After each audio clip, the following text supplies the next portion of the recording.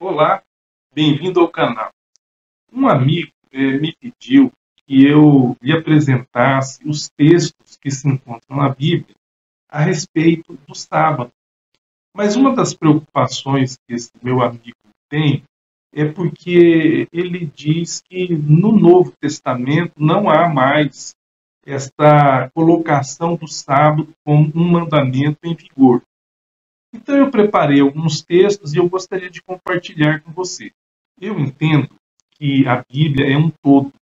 Nós não podemos ler a Bíblia como se o Deus do Velho Testamento fosse um e o Deus do Novo Testamento fosse outro. Se nós insistirmos nessa situação, nós podemos cair, inclusive, na velha heresia de Marcião. Os marcionistas, e Marcião fez isso no ano 140 da era cristã, ele começou a dizer que o Deus do Velho Testamento era um, que era mau, chamava-se Jeová, e que foi o criador da matéria. E que o Deus do Novo Testamento, ao contrário, era o Pai de Jesus, um Deus bom de outra natureza. Nós sabemos, como cristãos, que isso não pode prosperar na nossa mente. Então, eu gostaria de fazer aqui um estudo com passagens do Velho e do Novo Testamento para atender a demanda de alguns amigos, especificamente desse que me pediu. O sábado já aparece na Bíblia logo no início, quando Moisés, escrevendo o livro de Gênesis, ele está tratando da criação. Quando Deus encerra, quando Deus cessa a sua criação, então diz a Bíblia que Deus descansou. Nós lemos isso no segundo capítulo do livro de Gênesis. E eu vou ler aqui para você. Assim, pois, foram acabados os céus e a terra e todo o seu exército. E havendo Deus terminado no dia 7º a sua obra que fizera, descansou neste dia de toda a sua obra que tinha feito. E abençoou Deus o dia 7º e o santificou, porque nele descansou de toda a obra que como Criador fizera. Esses versículos eu tenho abordado nos outros vídeos da playlist sobre o sábado aqui no canal. O que nós podemos observar, então, é que já de início, a palavra de Deus diz que o sábado foi criado para o ser humano e que o sábado, então, foi o 7º dia da criação. Ele não é nem o primeiro dia, nem o 8º dia. A semana, tal como descrita no capítulo 1º e 2º do livro de Gênesis, ela tem 7 dias. O sábado é o 7º dia, é o Shabá. É assim que o sábado é conhecido em toda a Bíblia. O sábado passa, então, para a humanidade. Quando Deus chama Abrão, ele chama esse grande patriarca da Bíblia para que nele fossem benditas todas as nações da terra. Os cristãos costumam dizer que a igreja cristã é o Israel espiritual.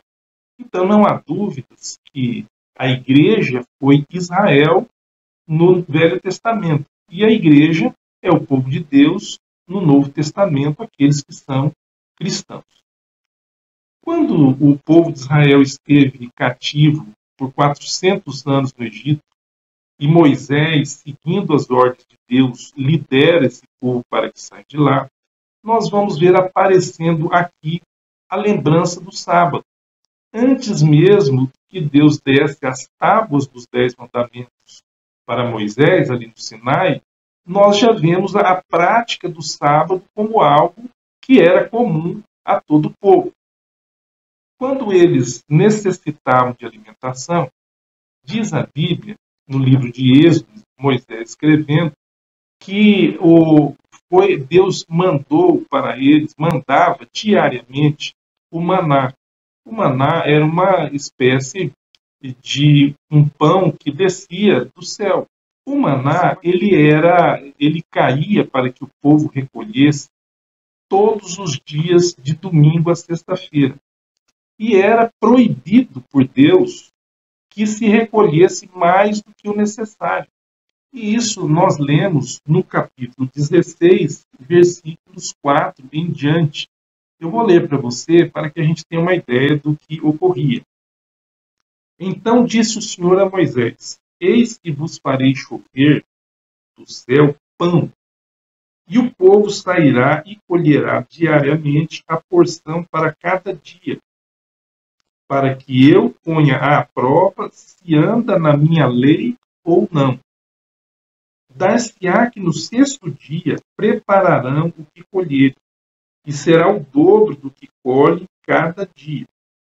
Nesses dois versículos do capítulo 16, versículos 4 e 6, Deus faz algumas afirmativas. A primeira delas é que antes que o maná, antes que a lei fosse dada no Sinai, a lei já existia. Olha a expressão de Deus aqui no versículo 4. Ele diz, para que eu ponha à prova se anda na minha lei ou não. Ora, Deus não havia ainda dado a lei. Como os cristãos hoje, aqueles que não aceitam o sábado, colocado que a lei veio já no Sinai. Mas aqui, antes do Sinai, Deus está dizendo, olha, eu quero dizer a vocês que vocês terão que andar na minha lei, estou pondo a prova. Que prova seria? Que se colhesse uma determinada quantidade de domingo a sexta-feira, e na sexta-feira seria colhido o dobro. Quando alguém colhia o dobro de domingo a quinta-feira, é dito aqui na palavra de Deus que a comida estragava. Mas quando se colhia o dobro na sexta-feira, para que eles não tivessem que fazer essa obra no dia de sábado, a comida não estragava. Era, então, uma demonstração do milagre de Deus. Concluindo, portanto, que a lei já existia antes do Sinai, quando Deus entregou as tábuas de pedra para Moisés, concluindo também que o sábado já existia desde a criação do mundo, nós podemos tirar um dos argumentos que se usa contra a guarda do sábado atualmente, ou seja, que a lei foi dada para judeus. Até porque o próprio Jesus Cristo disse: o sábado foi feito para o homem, e não o homem para o sábado. Em outras palavras, Jesus não disse: o sábado foi feito para judeus, e não os judeus para o sábado. Não, a expressão bíblica de Jesus no Novo Testamento é: o sábado foi feito para o homem, e não e o sábado foi feito para judeus. Quando eu leio a minha Bíblia no livro de Êxodo, capítulo 19, então o povo se achegou ao Sinai. O que ocorreu ali? Deus disse algumas coisas para Moisés e Deus determinou que eles se preparassem para receber orientações que Deus haveria agora de pronunciar. Estas orientações não eram simplesmente o decálogo, como vocês têm visto nas gravações que eu tenho feito aqui. Deus diz a Moisés, no capítulo 19, versículo 6, o seguinte: vós me sereis reino de sacerdotes e nação santa. Na verdade, Deus estava repetindo para Moisés o que ele havia dito para o grande Abraão, que é o originador de toda a raça judaica e também dos árabes. O que ele está dizendo aqui para Moisés? Vocês serão uma nação de sacerdotes e nação santa. Por que nação santa? Porque, de fato, era um povo que deveria testemunhar através dos séculos da palavra de Deus, um reino de sacerdotes e nação santa. Então, para resumo, que eu leio no capítulo 20 e seguintes do livro de Êxodo, Deus chama Moisés e diz: olha, coloque o povo aí no sopé do monte, e você virá para falar comigo. Então, quando Moisés sobe ao monte, Deus fala para Moisés a lei, Deus explica para Moisés a lei. Então, Moisés é orientado por Deus para que descesse do monte e conversasse com o povo de Deus que estava ali embaixo, explicasse para eles o que é que Deus estava dizendo. O versículo 18 do Gênesis capítulo 20 diz assim: todo o povo presenciou os trovões e os relâmpagos e o clangor de trombeta e o monte fumegante. O povo presenciou, e diz mais aqui, o povo observando se estremeceu e ficou de longe. E disseram a Moisés: fala-nos tu e te ouviremos, porém não fale Deus conosco para que não morramos. E o povo assume então um compromisso. E que compromisso é esse? No capítulo 24 e no versículo 3, o povo assume então um compromisso. Veio, pois, Moisés e referiu ao povo todas as palavras do Senhor e todos os estatutos. Então todo o povo respondeu uma voz e disse: tudo que falou o Senhor faremos. Moisés escreveu todas as palavras do Senhor e, tendo-se levantado pela manhã de madrugada, erigiu um altar ao pé do monte e 12 colunas, segundo as 12 tribos de Israel. Só que Deus agora queria falar com Moisés outra vez. Moisés então subiu ao monte e nessa segunda vez, quando ele passou ali 40 dias no monte, Deus lhe entregou as tábuas de pedra. Nessa segunda vez, nesses 40 dias, Deus explicou para Moisés todo o sistema do tabernáculo, ou seja, os sacrifícios que representavam a Jesus Cristo que vive. Eis o Cordeiro de Deus que tira o pecado do mundo, disse João Batista. Então, naquele momento, lá no alto do monte, durante aqueles 40 dias, Deus explicou para Moisés a graça salvadora. Nós sabemos que a lei não salva ninguém, a lei condena. E é nesse momento que o ser humano, estando condenado pela lei, como diz o apóstolo Paulo, ele necessita da graça de Deus, do Cordeiro que tira o pecado.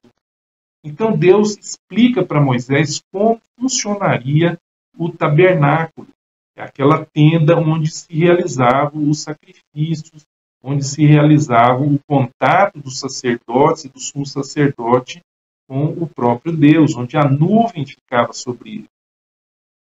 Mas agora há uma outra surpresa. Deus escreveu a sua lei em tábuas de pedra e as entregou a Moisés. Veja o que está escrito. No capítulo 31, versículo 18, na continuidade dessa narrativa que Moisés faz, é dito o seguinte: e tendo acabado de falar com ele no monte, deu a Moisés as 2 tábuas do testemunho, tábuas de pedra, escritas pelo dedo de Deus. Ora, é muito solene tudo isso que a gente lê, e é mais solene ainda pensarmos que a única parte da Bíblia que foi escrita pelo dedo de Deus, segundo está narrado aqui, foram os 10 mandamentos. Então nós temos que olhar esses 10 mandamentos e pensar por que Deus inspirou toda a Bíblia aos seus profetas que escreveram essas páginas sagradas. Por que que os 10 mandamentos Deus escreveu com o seu próprio dedo? Isso é muito importante e é o que nós vamos ver aqui, inclusive, no Novo Testamento, nós vamos estudar também essa questão. Na tábua estava escrito, nós lemos isso no livro de Êxodo, capítulo 20, versículo 8 em diante, Deus dizendo assim: lembra-te do dia do sábado para o santificar. E logo a seguir ele dá uma razão para essa santificação. E a razão é porque em 6 dias fez Deus o céu e a terra. Ou seja, Deus está se identificando com a criação, está identificando o sábado com a criação. O sábado se torna, então, um monumento. Semanalmente eu passo, vejo esse monumento, participo desse monumento. O fato, então, é que quando eu sou levado a pensar neste mandamento, a passar por este mandamento semanalmente, eu estou sendo lembrado de que há um Criador, que eu não vim de bestas feras, que o processo evolucionista não é verdadeiro. Então nós cremos nessa literalidade porque Deus afirma isso categoricamente. É necessário mais fé para crer no evolucionismo do que para crer no criacionismo. Mas esse não é o assunto deste vídeo. É interessante quando a gente vê pessoas, cristãos, afirmando que o sábado foi uma instituição dada aos judeus. Perceba um detalhe, não bastasse aquilo que eu já disse, que eu já mostrei, que o sábado é uma instituição na criação, onde não havia judeu, havia Adão e Eva. Nós vamos encontrar no restante do Velho Testamento a afirmativa de que todos deveriam guardar o sábado. Já no mandamento é dito que não deve fazer nenhuma obra, nem tu, nem teu filho, nem tua filha, nem teu servo, nem o animal, nem o forasteiro. Ou seja, a indicação é que o sábado é também um dia de descanso para os estrangeiros. Eu leio aqui em Isaías capítulo 56, do versículo 6 em diante, o seguinte: porque assim diz o Senhor, aos eunucos que guardam os meus sábados, escolhem aquilo que me agrada e abraçam a minha aliança, darei na minha casa e dentro dos meus muros um memorial e um nome melhor do que filhos e filhas. Um nome eterno darei a cada um deles, que nunca se apagará. Aos estrangeiros que se chegam ao Senhor para o servirem e para amarem o nome do Senhor, sendo deste modo servos seus, sim, todos os que guardam o sábado, não o profanando, e abraçam a minha aliança, também os levarei ao meu santo monte e os alegrarei na minha casa de oração. Nós temos aqui duas figuras que não podemos dizer que são judeus, porque no meio dos judeus não havia o costume de se castrar homens e torná-los eunucos. Então, eunucos, a promessa de Deus, os que guardam o sábado, terão um nome melhor do que filhos e filhas. Os estrangeiros que guardam o sábado participarão com Deus da eternidade. Então percebam que o sábado não foi dado para judeus. O sábado foi dado para a humanidade. O sábado foi dado também para os estrangeiros. Eu vejo que muitos dos nossos irmãos protestantes, evangélicos, têm uma apreciação muito grande pelos salmos. Os salmos, o que dizem os salmos a respeito da lei de Deus? Nós vemos o maior de todos os capítulos da Bíblia, o Salmo 119. Nós vemos lá Deus inspirando o seu poeta, profeta, a dizer o seguinte: grande paz tem os que amam a tua lei, para eles não há tropeço. Salmo 119, 165. Por que haveria grande paz para as pessoas que amam a lei de Deus? E Deus diz que para eles não há tropeço no Velho Testamento. E quando Jesus vem a essa terra, não há mais essa paz e não há mais esse impedimento de tropeço. Na verdade, alguns pensam que com a revelação de Jesus, não há mais necessidade de sermos orientados pela lei.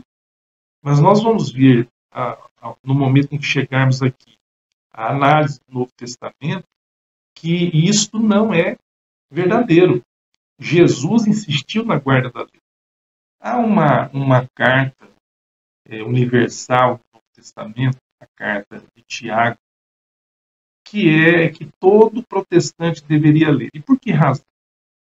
Porque o próprio Martinho Lutero, o grande Martinho Lutero, quando ele estava imbuído no estudo e na pregação da justificação pela fé, ele teve uma dificuldade imensa com a carta de Tiago, a Carta Universal de Tiago, a ponto de que Lutero dizia que essa carta era uma carta de palha.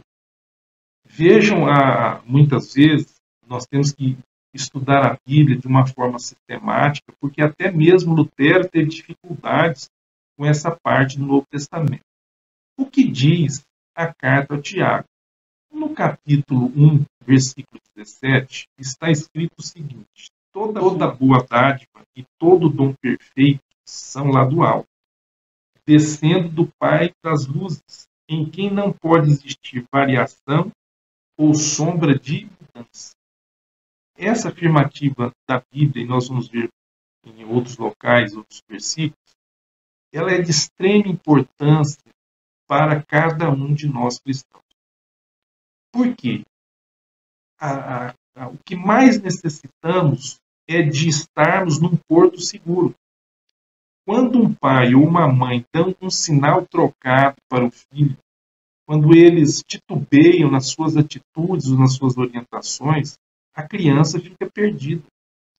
Da mesma forma, quando nós sabemos que Deus não muda, e ele é chamado, Jesus Cristo é apresentado no Novo Testamento como a pedra angular, ou seja, algo sólido. Jesus disse para que nós edificássemos a nossa casa não sobre a areia, mas sobre a pedra. Nós precisamos da segurança. Quando a Bíblia diz que Deus não muda, ele está dizendo, olha, fique comigo, ouça o que eu tenho para dizer, porque não há sombra de variação, há certeza que não fique preocupado se você seguir o que eu digo. Então, o apóstolo Tiago está dizendo isso aqui na sua carta. Mas Malaquias, também no Velho Testamento, diz a mesma coisa. Olha o que diz Malaquias.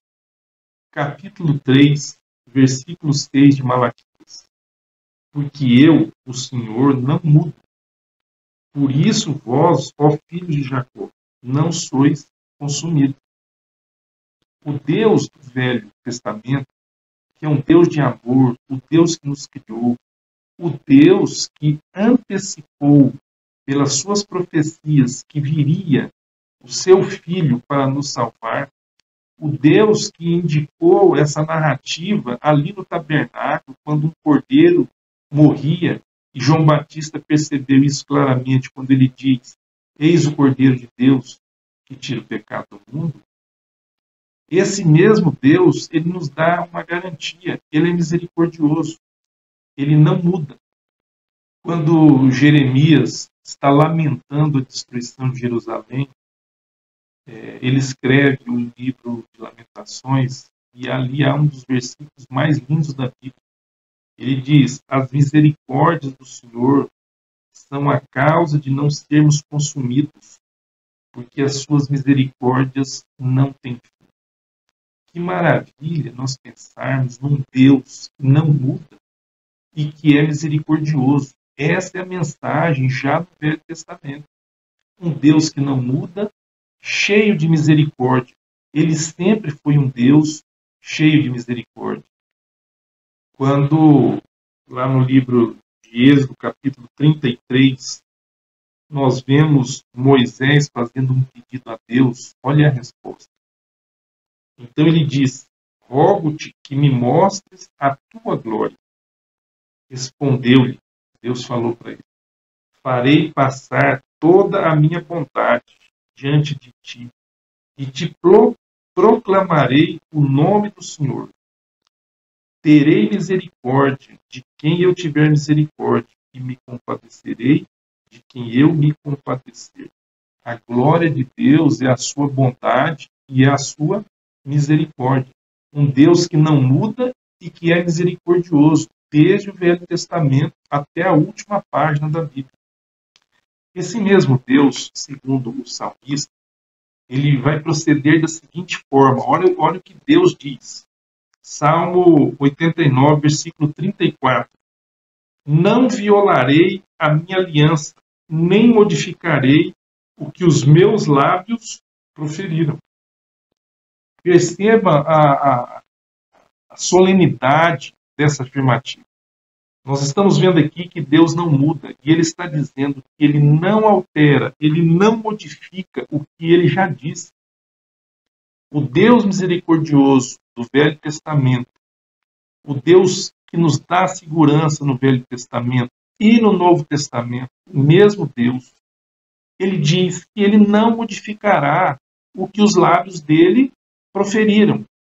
Ora, nessas circunstâncias, como é que eu vou admitir que aquilo que Deus disse para Moisés, no alto do monte, com toda aquela solenidade, com toda aquela manifestação de glória, como é que eu vou admitir que aquela parte da Bíblia que Deus escreveu com o seu próprio dedo poderia sofrer alguma modificação? Se Deus permitisse Jesus Cristo viesse a esse mundo para dizer o que não disse, que a lei foi mudada, que o sábado não necessita mais guardado, se o Espírito Santo nos orientasse a esse tipo de comportamento de não guardar mais o sábado, Deus estaria modificando aquilo que solenemente Ele disse e escreveu no Velho Testamento. Pois bem, eu quero encerrar esta parte do vídeo, eu vou dividir esse vídeo em dois, devido ao tempo, mas eu gostaria aqui de dizer o seguinte: a Bíblia é uma só. O Velho Testamento produz a profecia, produz a lei, indica para o ser humano o que ele deve fazer, o que não deve. Salmo 119 é um cântico de louvor a isso. E, especialmente, o Velho Testamento é a base de todo o Novo Testamento. Eu vou encerrar dizendo o seguinte: quando os autores do Novo Testamento, Mateus, Lucas, o apóstolo Paulo, inúmeras vezes eles vão se referir ao Velho Testamento. Ali, na tentação de Jesus Cristo, Jesus respondia sempre com está escrito. Está escrito aonde? E ele recitava um versículo do Velho Testamento. Está escrito. E ele recitava outro versículo do Velho Testamento. O apóstolo Paulo cita inúmeras vezes passagens do Velho Testamento. E eu vou chamar a atenção para uma dessas passagens. Porque a grande teologia do apóstolo Paulo, que foi de forma maravilhosa trazida até nós, os protestantes, por Martinho Lutero e por Calvino e outros, é a questão da justificação pela fé. Ali no capítulo 1 de Romanos, versículo 17, o que diz o apóstolo Paulo? O justo viverá pela fé. Essa foi a grande passagem também de Lutero. Onde é que Paulo encontra essa passagem? Ali em Abacuque, no capítulo 2, versículo 4. Eu vou ler essa passagem para você. Eis o soberbo. Sua alma não é reta nele, mas o justo viverá pela sua fé. O apóstolo Paulo, quando leu isso no Velho Testamento, daqui ele retira toda a sua teologia. Daqui ele compreende quem é Deus e quem é Jesus Cristo. Então nós não podemos separar aquilo que está dito no Velho Testamento do Novo Testamento. Por quê? Porque Deus é o mesmo hoje e sempre. E Deus não muda aquilo que Ele disse no passado.